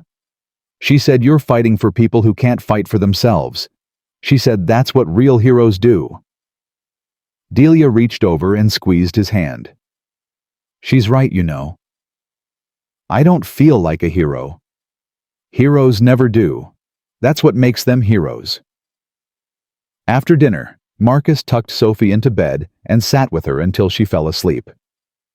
He watched her breathing in and out, peaceful and content. 3 months ago, she'd been crying herself to sleep because kids at school were calling her daddy a monster. Now she was proud of him again. That was worth everything. The call came at 2:00 a.m. Marcus grabbed his phone, heart pounding. Hello? Mr. Webb, this is Chicago Fire Department. There's been an incident at your office building. Marcus sat up, fully awake. What kind of incident? A fire, sir. The 42nd floor. Your department. Marcus's blood went cold. How bad? The fire is contained, but there's significant damage. We're going to need you to come down and answer some questions. I'll be there in 20 minutes. He hung up and stared at the phone. His office. His files. All the documentation he'd gathered. All the evidence. Gone. He knew with absolute certainty who was responsible. Richard Harmon had just declared war. The 42nd floor was a disaster zone. Marcus stood in the hallway watching firefighters roll up hoses and investigators photograph the damage. The smell of smoke was overwhelming, thick and acrid, coating the back of his throat. Victoria arrived 10 minutes later, still in her pajamas under a hastily thrown-on coat. How bad? My office is destroyed. All the files. Everything. Digital backups. I kept copies on a secure server. Fiona has access. Victoria let out a breath. Thank God. This was arson. You know that, right? I know. Harmon. Almost certainly. A fire investigator approached them. Miss Langford, Mr. Webb, we found evidence of an accelerant. This was definitely intentional. Do you have any leads? Security cameras on the floor were disabled about an hour before the fire started. We're pulling footage from the lobby and surrounding areas. Marcus's hands clenched into fists. He's escalating. Yes, he is. Victoria turned to face him. Marcus, I want you to take your daughter and go somewhere safe. I'll provide security. No. This isn't a request. I don't care. I'm not running. He tried to burn down your office. Next time it might be your apartment. Your daughter could be... I said no. Marcus's voice was hard. If I run, he wins. If I hide, he wins. The only way to beat someone like Richard Harmon is to stand your ground and make him face the consequences of his actions. And if he hurts Sophie, he won't get the chance. I'll hire security. I'll take precautions. But I'm not leaving. Victoria studied him. You've really changed. I've just stopped being afraid. She nodded slowly. All right, we do this your way. But the second there's any threat to your daughter, I'm pulling you both out. Understood? Understood. They stood together in the smoke-filled hallway, watching the investigators work. He's getting desperate, Victoria said quietly. Desperate men make mistakes. Then we wait for him to make one. And if he doesn't, Marcus looked at her, his eyes hard with determination. Then we make him. The mistake came 3 days later. Richard Harmon, in his arrogance, had hired a man named Jimmy DeLuca to set the fire. DeLuca was a professional, or at least he thought he was. He'd disabled the security cameras. He'd used an accelerant that was supposed to be untraceable. He'd worn gloves and a mask and done everything by the book. But he'd forgotten about the ATM camera across the street. The footage showed him entering the building at 1:47 a.m. wearing a maintenance uniform. It showed him exiting at 2:23 a.m., just minutes before the fire alarms went off. And it showed him getting into a car registered to a shell company that, after 3 hours of forensic accounting, traced back to Richard Harmon. The police arrested DeLuca on a Thursday morning. By Thursday afternoon, he was talking. Marcus got the call from Victoria while he was eating lunch with Sophie at a diner near their apartment. They got him. Harmon, the arsonist. He's cooperating with police. Full confession. Named Richard as the one who hired him. Marcus set down his fork. When are they arresting Richard? As we speak. I just got off the phone with the detective. They're picking him up at his penthouse. Sophie looked up from her grilled cheese. Daddy, what's wrong? Nothing, baby. Something good just happened. What? Marcus smiled a real smile, the kind that came from somewhere deep. The bad guy got caught. Richard Harmon's arrest made national news. The footage played on every channel, Richard being led out of his building in handcuffs, his face twisted with rage, shouting at reporters that he'd been framed, that this was all a conspiracy, that Victoria Langford and Marcus Webb had destroyed his life. Nobody believed him. The evidence was overwhelming. Financial records showing payments to DeLuca. Phone records showing calls between them in the days leading up to the fire. Text messages where Richard explicitly instructed DeLuca to make sure nothing survives. The charges were severe arson, destruction of property, conspiracy, harassment, illegal acquisition of sealed records, and attempted intimidation of a witness. Marcus watched the coverage from his temporary office, a conference room on the 38th floor, while his department was being rebuilt. Fiona knocked on the door. How are you feeling? I don't know. Relieved, I guess. But also empty. Yeah, something like that. She sat across from him. It's normal. You've been fighting for so long. When the fight ends, there's always a moment where you don't know what to do with yourself. Is the fight over?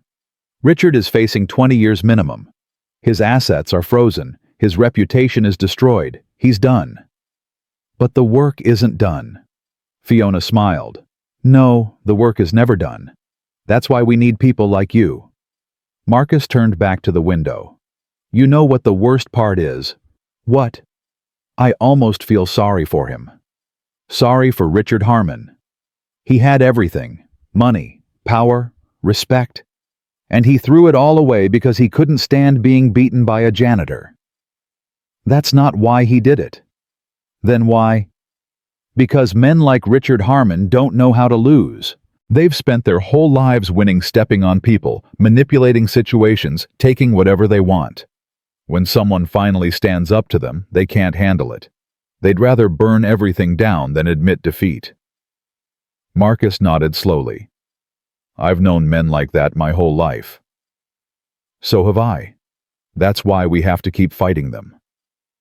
The trial lasted 6 weeks. Marcus testified on the second day. He told the jury everything: the CPR in the boardroom, the termination, the smear campaign, the leaked juvenile record, the fire. He spoke clearly and calmly, without anger, without bitterness. Just the truth. When the defense attorney tried to discredit him, Marcus didn't flinch. Mr. Webb, you have a criminal record, don't you?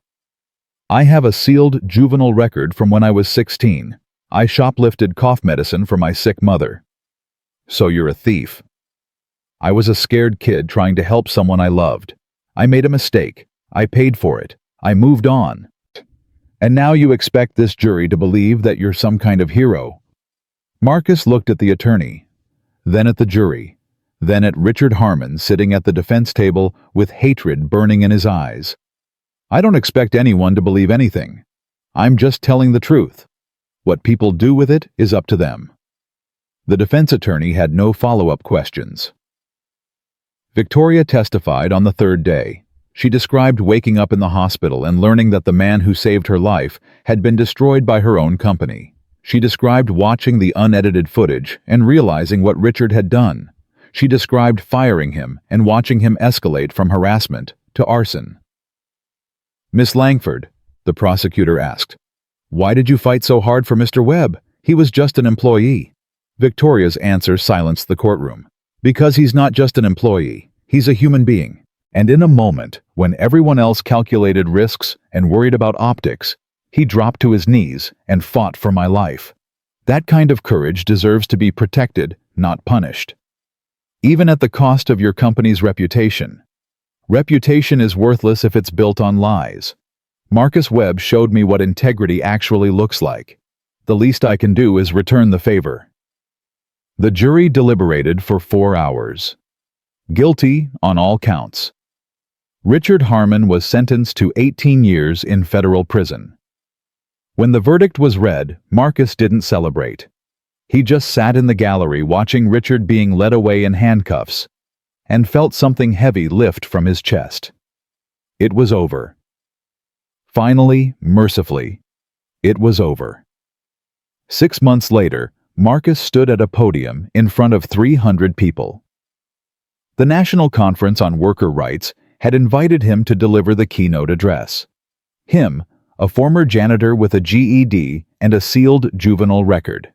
The audience was filled with labor advocates, union leaders, corporate executives, journalists, and activists. All of them watching. All of them waiting to hear what he had to say. Sophie sat in the front row, her hair braided with ribbons, her eyes shining with pride. Beside her sat Delia, dabbing at her eyes with a tissue. And next to Delia sat Victoria Langford, dressed simply without the usual armor of power suits and jewelry. Marcus gripped the podium and began. "My name is Marcus Webb. 6 months ago, I was a janitor. A year ago, I was dying on my kitchen floor because the world had decided I was worthless." He paused. "I'm not here to tell you a success story. I'm here to tell you a survival story. Because that's what most workers are doing, surviving. Getting through one day, 1 week, 1 paycheck at a time. Hoping that tomorrow will be better. Praying that the system won't crush them completely." He looked out at the audience. "I saved a woman's life. I dropped to my knees in a boardroom full of executives, and I performed CPR while they stood there frozen. And you know what happened next? They fired me. They called me a predator. They leaked a sealed juvenile record to make me look like a criminal. They tried to erase me. And they almost succeeded." He took a breath. "I'm not special. I'm not a hero.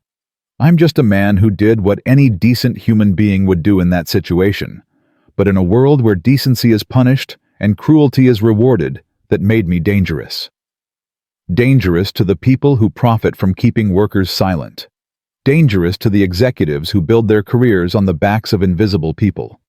Dangerous to a system that treats human beings like disposable parts." His voice grew stronger. "The employee welfare initiative that I built at Langford Industries isn't about charity. It's about justice. It's about creating systems that protect people instead of exploiting them. It's about making sure that when someone does the right thing, they don't lose everything. In the past 6 months, we've processed over 200 complaints. We've terminated 15 managers and executives for misconduct.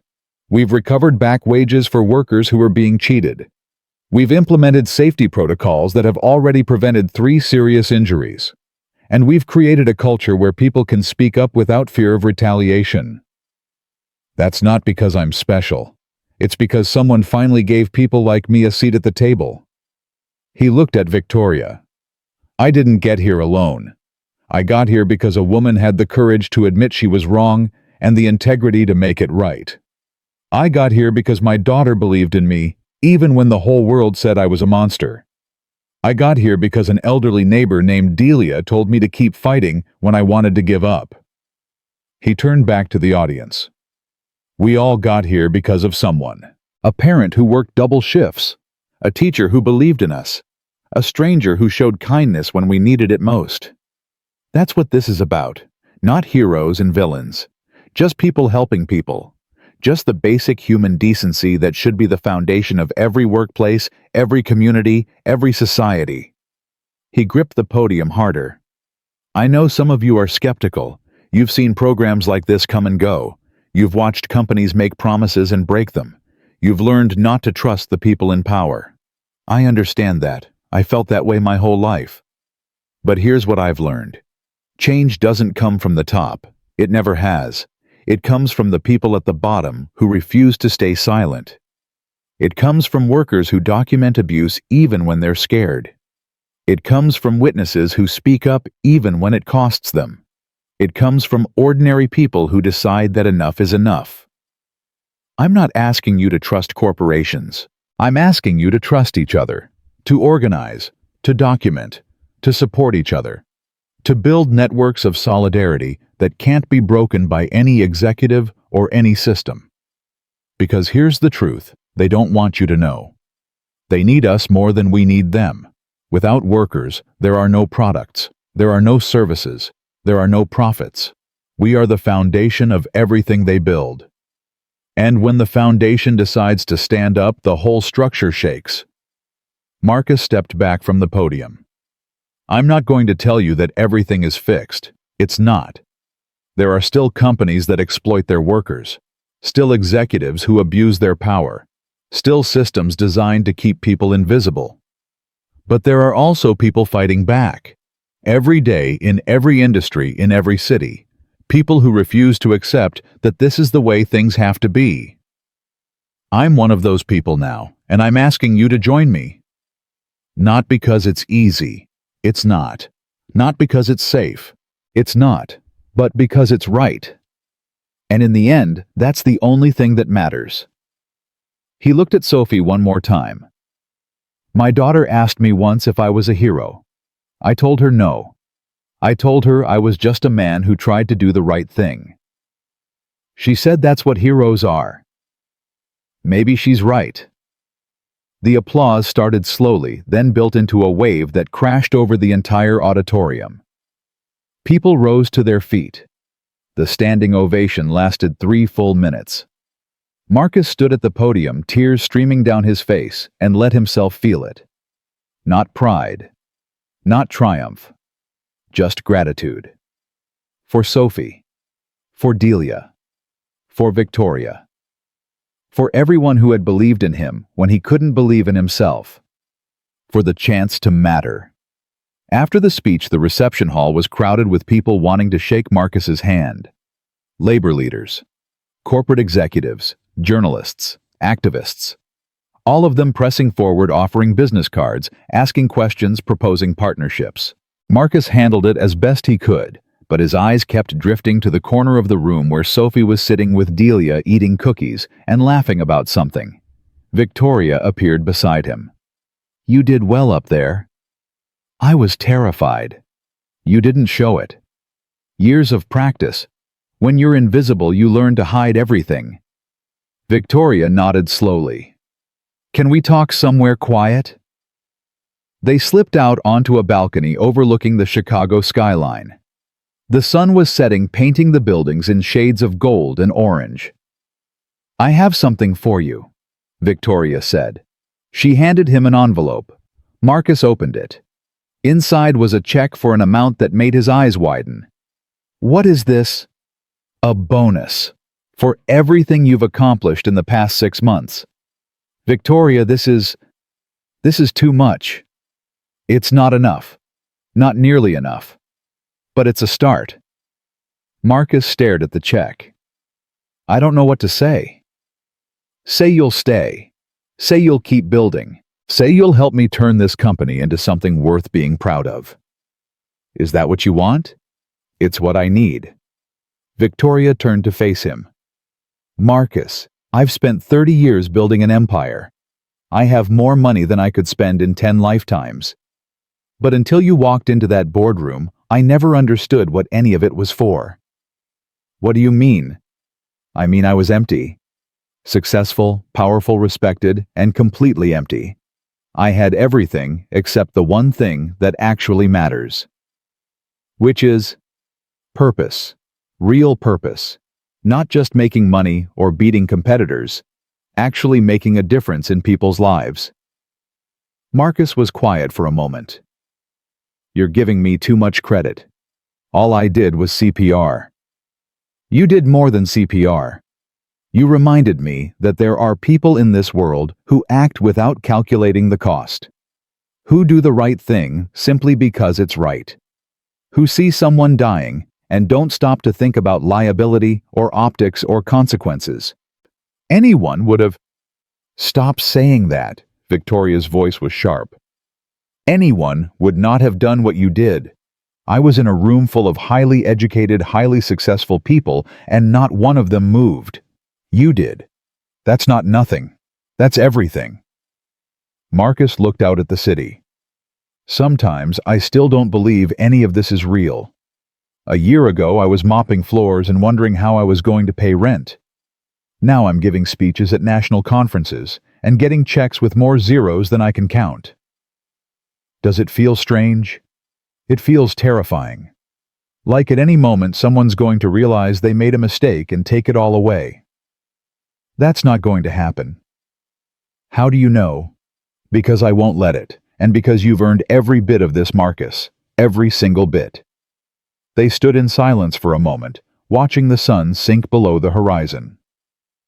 Can I ask you something? Marcus said. Anything. That night in the boardroom, when you collapsed, do you remember anything? Victoria was quiet for a long time.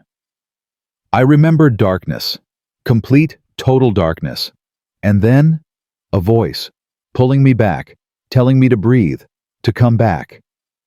That was me. I know, I figured that out later. She turned to look at him. But in that moment, I didn't know who you were. You were just a voice in the darkness, a hand reaching out to pull me back from the edge.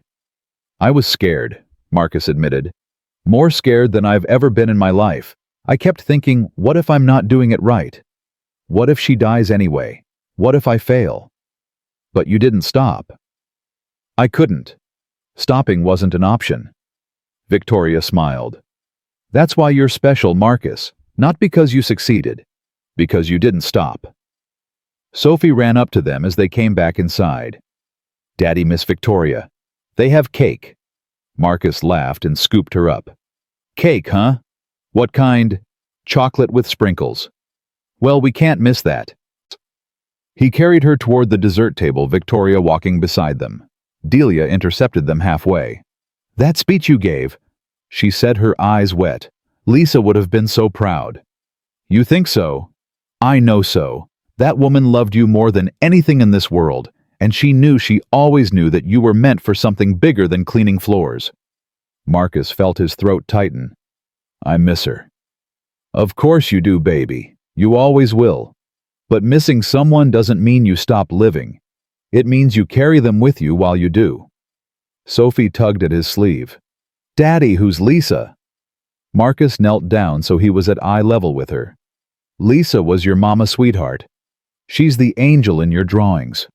The one watching over us from the sky. The one with the pretty wings. That's right. Do you think she saw your speech? Marcus looked up at the ceiling, then back at his daughter. Yeah, baby, I think she did. Sophie smiled. Good, because it was a really good speech. 1 year later.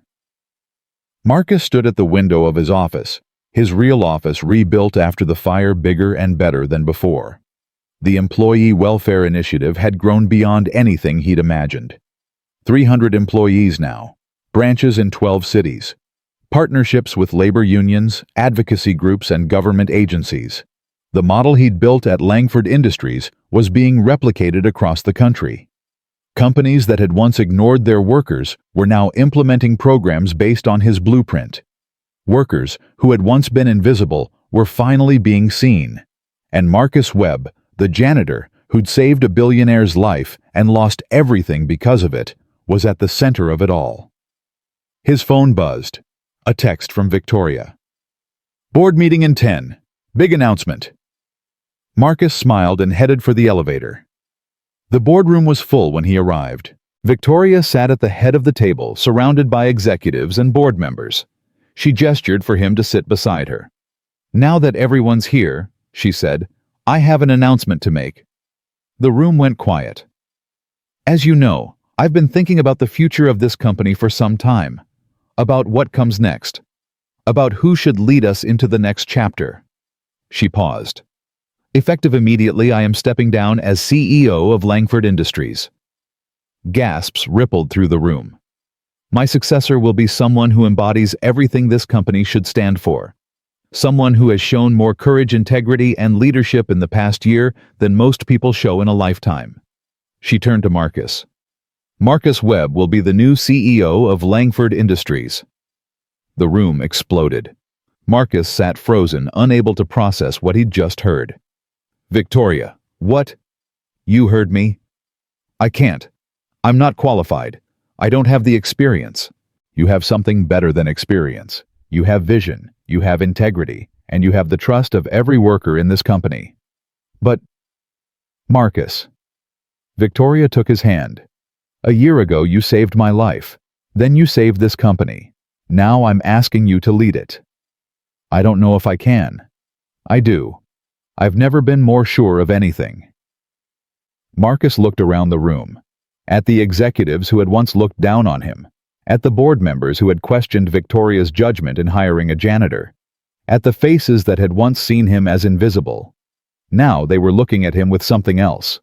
Respect. Okay, he said quietly. Is that a yes? That's a yes. Victoria smiled and stood up. Ladies and gentlemen, I give you the new CEO of Langford Industries, Marcus Webb. The applause was thunderous. Marcus rose slowly, his legs unsteady, his heart pounding. He looked out at the room at the people who would now answer to him, the company that would now be his responsibility, the future that was suddenly wide open. And he thought about Lisa, about Sophie, about Delia, about all the nights he'd spent wondering if he would ever matter. He thought about the boardroom floor where he'd knelt over Victoria's body, counting compressions, fighting for a stranger's life, while the world beat him down. He thought about the moment he'd decided not to stop. Thank you, he said, his voice thick with emotion. Thank you for believing in me. I promise you, I promise all of you that I will spend every day trying to be worthy of this trust. He took a breath. I didn't grow up wanting to be a CEO. I grew up wanting to survive, to keep my daughter fed, to make it through one more day. But somewhere along the way, I learned something important, that survival isn't enough, that we're all connected, the people at the top and the people at the bottom, that when we lift each other up, we all rise. That's what this company is going to be about from now on. Not just profits, not just growth, but people. Real people with real lives who deserve to be treated with dignity and respect. I know some of you are skeptical. A janitor as CEO. It sounds like a fairy tale, but fairy tales are just stories about ordinary people who refuse to give up. I'm an ordinary person. I've always been an ordinary person, but I've learned that ordinary people can do extraordinary things when they're given a chance. You've given me that chance. Now let's go change the world. The room rose to its feet, and Marcus Webb, the janitor who'd saved a life, lost everything, and built it all back again, finally allowed himself to believe that he was exactly where he was supposed to be. That night, Marcus sat on the balcony of his apartment watching the city lights flicker below. Sophie was asleep. Delia was watching her favorite show in the living room. Everything was quiet and peaceful. His phone buzzed. A text from Victoria. How does it feel? Marcus typed back. Terrifying. Overwhelming. Impossible. Good. That means you're taking it seriously. I don't know if I can do this. You can. You've already proven that. What if I fail? Then you get back up. That's what you do. That's who you are. Marcus set down the phone and looked up at the stars. Somewhere up there, Lisa was watching. He was sure of it. I made it, he whispered. I finally made it.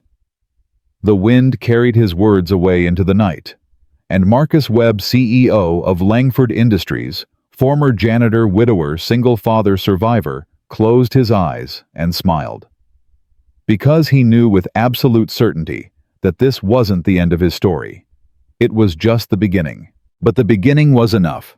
The beginning was everything. He had walked into a boardroom as an invisible man and walked out as something else entirely. Not a hero, not a legend, just a person who refused to stop fighting. And in the end, that was all anyone could ever be. A year ago, Marcus Webb had saved a stranger's life with nothing but his hands and his courage. Now he was going to save thousands more.